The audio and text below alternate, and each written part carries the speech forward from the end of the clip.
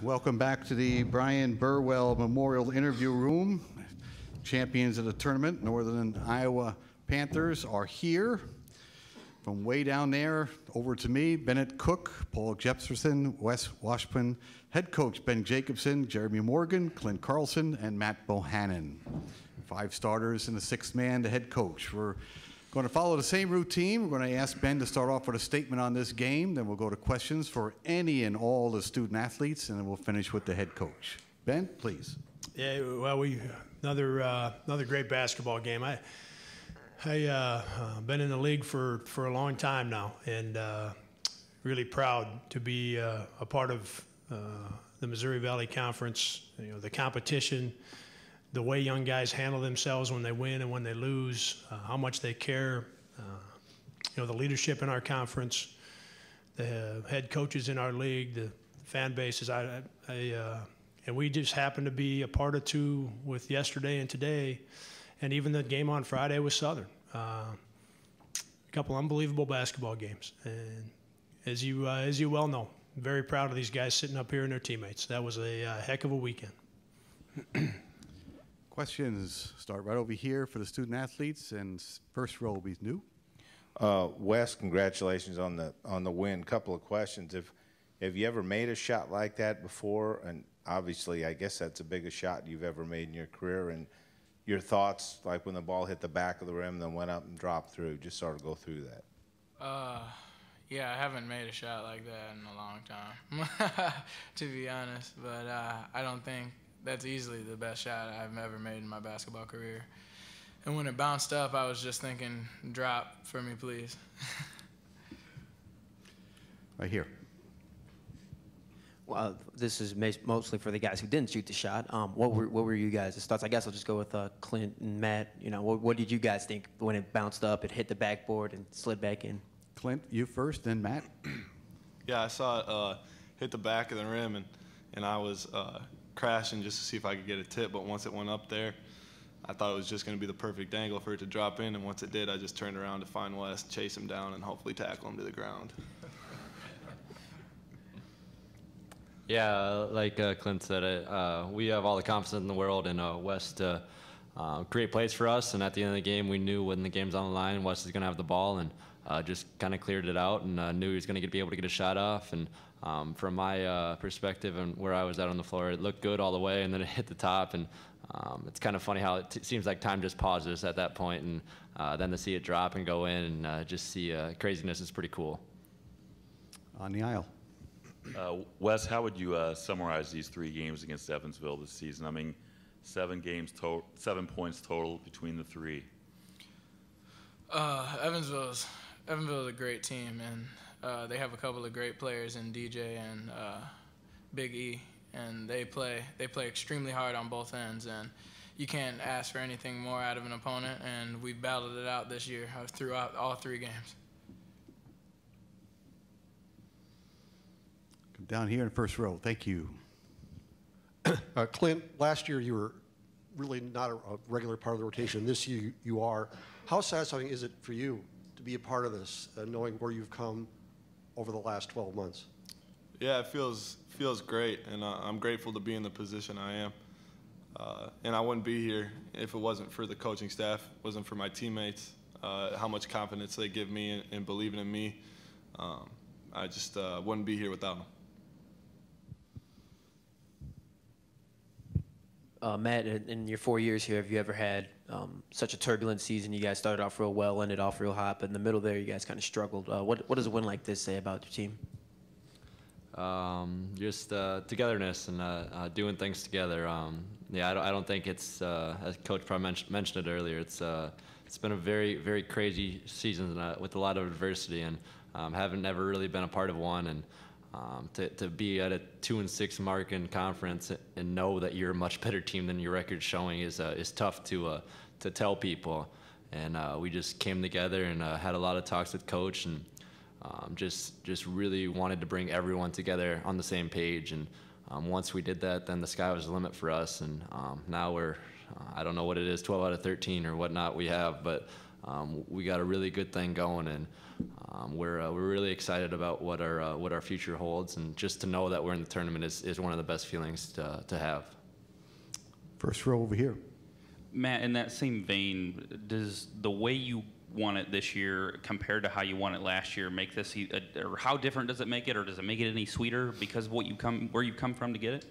Yeah, it's talk about two totally opposite games. The funny thing is, at halftime, we were saying we've been in that spot that they were in at halftime, and we knew what they were going to do in the second half. They were going to come out and play like their lives were on the lines, and they were, and they played really well. Credit to them. They took what we gave them and hit some really big shots and really competed on a high level, and that's what you want at a championship game like that. And just to see that lead get cut down and then them take the lead and just still have that feeling and sense of calmness when we're coming to the huddle and when coach is talking to us that we still can get this done, and to get it back on top was a pretty cool feeling. And just to be on both sides from last year to this year, it's pretty fun. And you always talk about those seniors. You have that leadership and that experience, and it couldn't be more true for our team. We've been in those experiences now, and we're just going to keep using that to our advantage the rest of the season.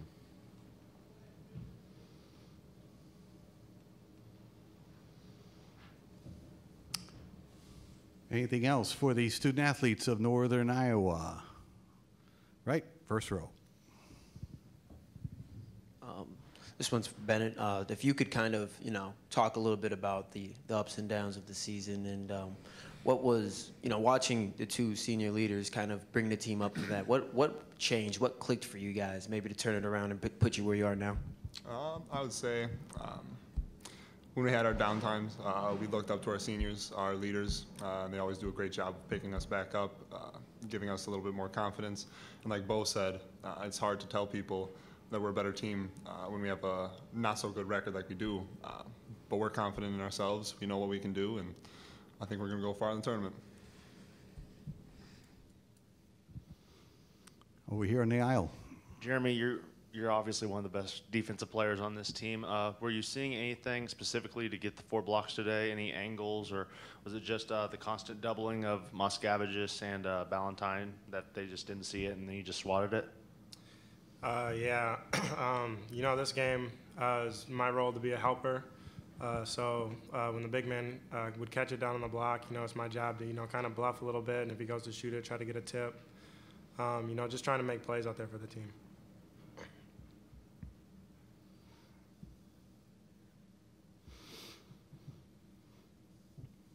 Anything else for the student athletes here for UNI? Okay, gentlemen, thank you very much. Congratulations. Good luck in the NCAA tournament. We will be watching.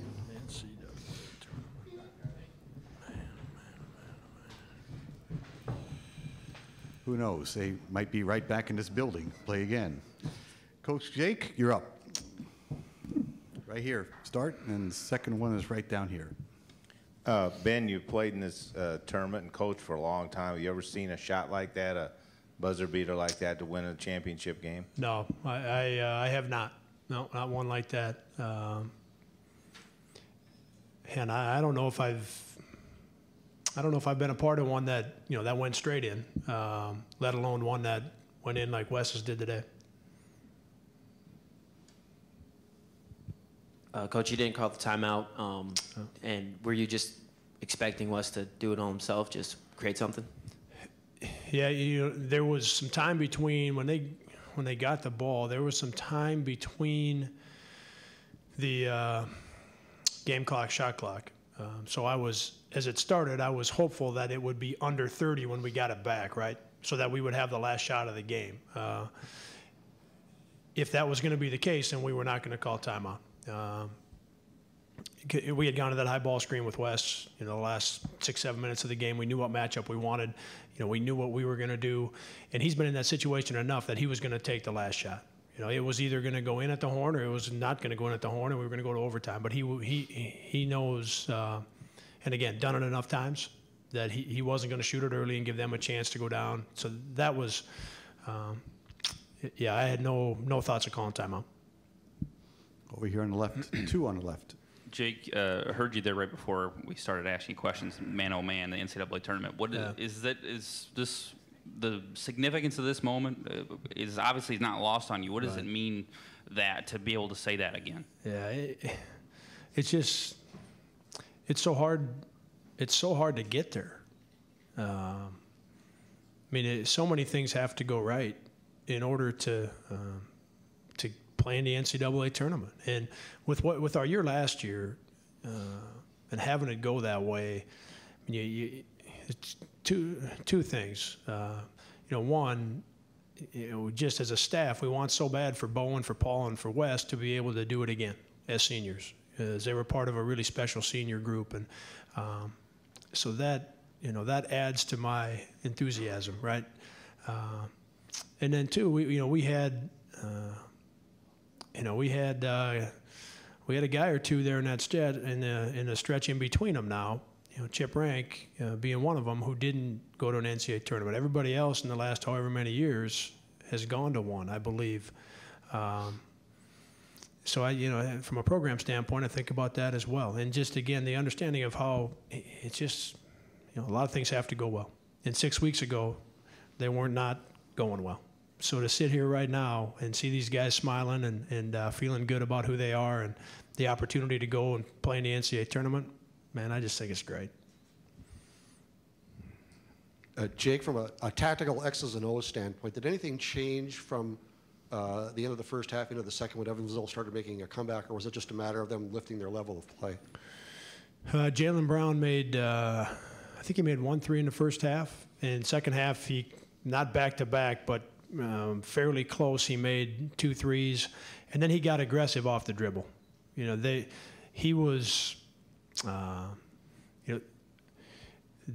Both teams knew that Brown, Simmons, Berjoya, Wing, those 4 guys were going to have some opportunities to get shots, and they were going to have some opportunities to score.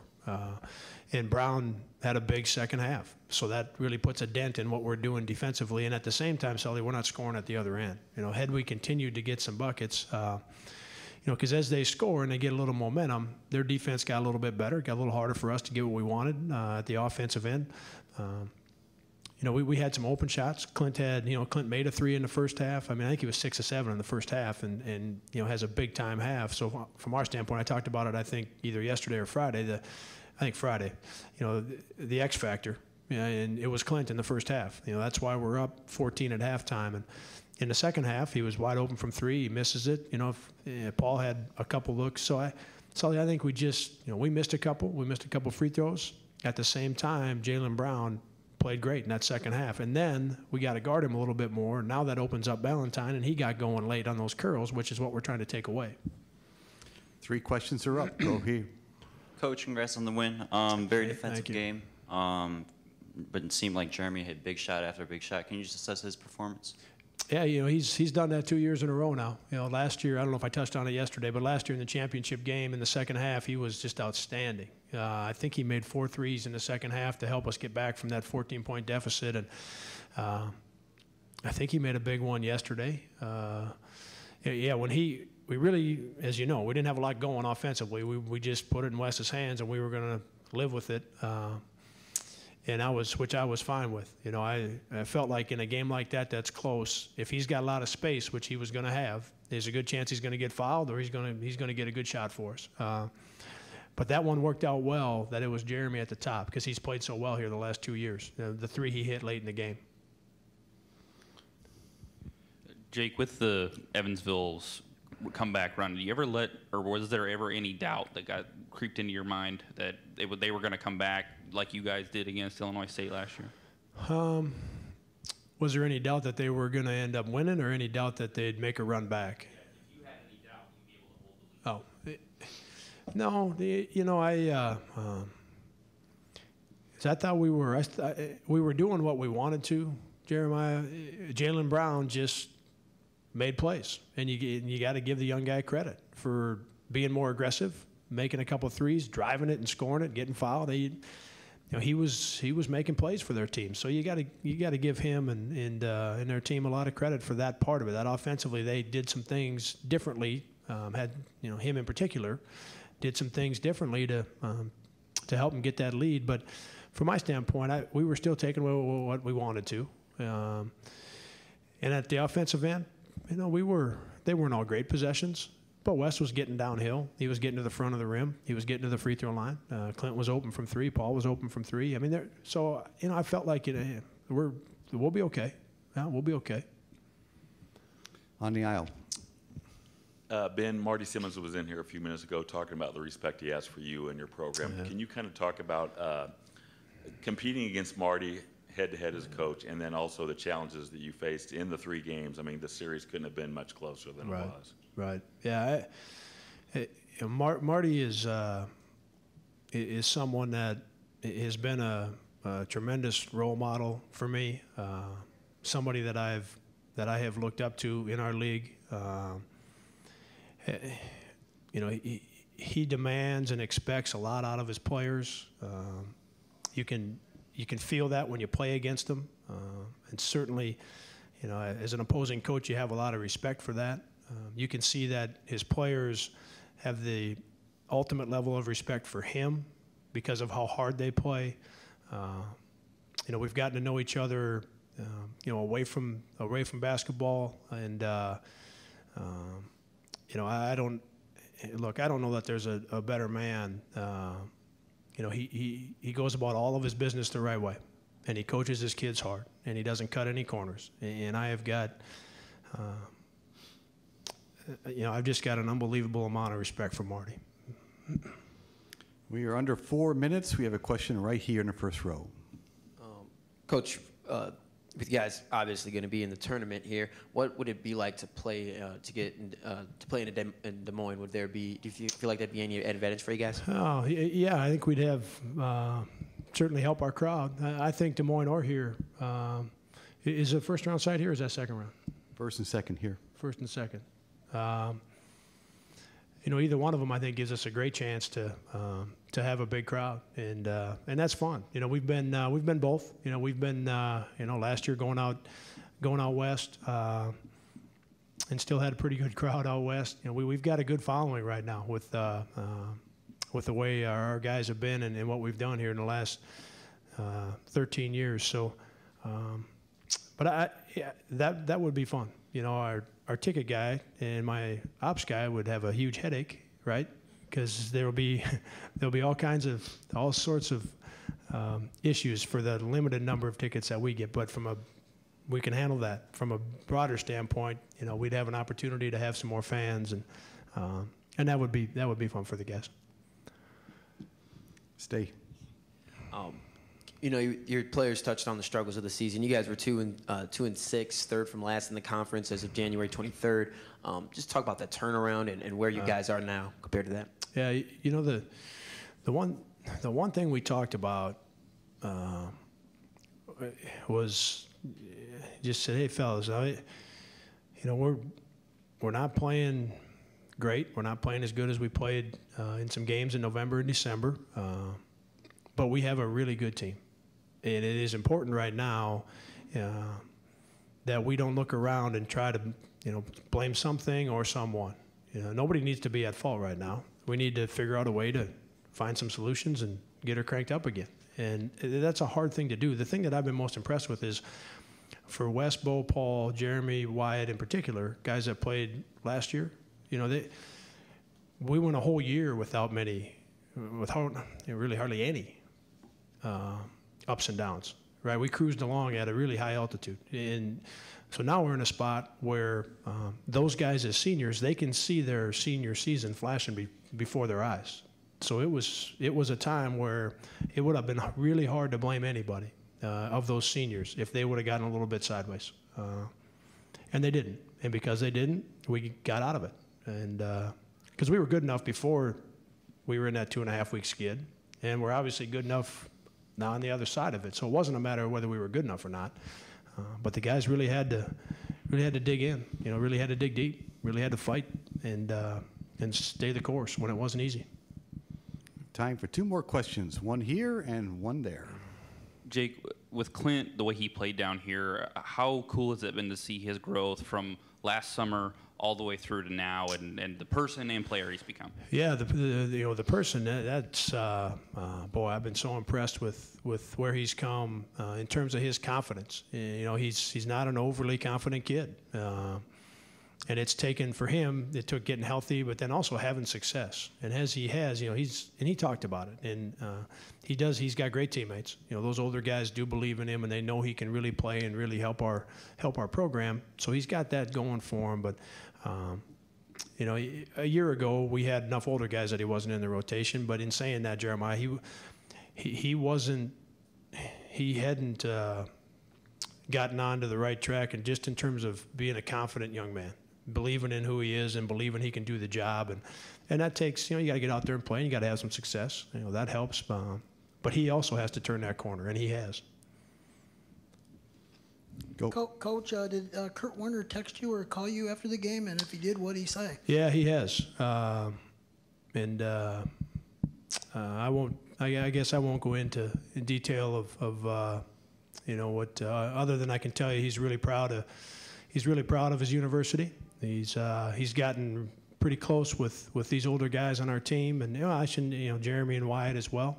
He got to know those guys last year, and. Very thankful that he has stayed in touch. He's been a real source of pride. He's been a real source of motivation for the players that were up here and the players in our program. He's continued to support them and continued to motivate them, and he did the same this weekend. Ben, congratulations. Thanks, Joe. Go get him. Yep, thanks.